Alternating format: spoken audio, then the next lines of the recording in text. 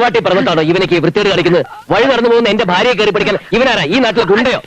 സാറേ സത്യം ഇവര് പറയും. അച്ഛാ, ഇയാൾ ആരാണെന്ന് എനിക്ക് അറിഞ്ഞൂടാ. പക്ഷെ ഇയാളുടെ ഗുജറാത്തി ഭാര്യയെ കണ്ടാൽ എന്റെ മായയെ പോലെ ഇരിക്കും. വഴി വിളിച്ച് കണ്ടപ്പോ ഞാൻ ആളറിയാതെ സംസാരിച്ചല്ല, കയറി പിടിച്ചു. അത് വേണോ? പിടിച്ചോടാ. മായാണെങ്കിൽ എന്താ അവരൊക്കെ കയറി പിടിക്കാൻ സംസാരിച്ചുകൂടെ? കുഞ്ഞിനെ തല്ലല്ലേ ഏട്ടാ? നിന്നെ ഞാൻ കുടുംബത്തിന്റെ മാനം കളയാൻ തിരിച്ചവരാവണ നീ. എന്താ എന്താ ഇത്?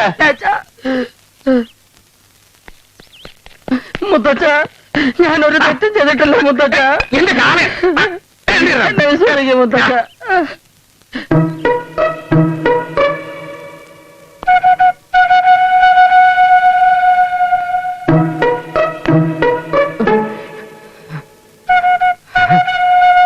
കണ്ടോ, ഇപ്പൊ ബോധ്യായോ? ഗുജറാത്തി ഭാര്യയെ കെട്ടിയ മലയാളി ഭർത്താവേ, ഇതാണ് മായ, എന്റെ മായ.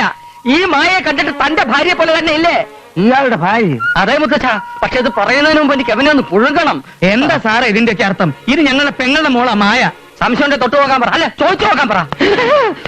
വേണ്ട, ഇനി ഒന്നും പറയണ്ട. എനിക്കെല്ലാം മനസ്സിലായി. ഞാൻ തെറ്റ് ചെയ്തു.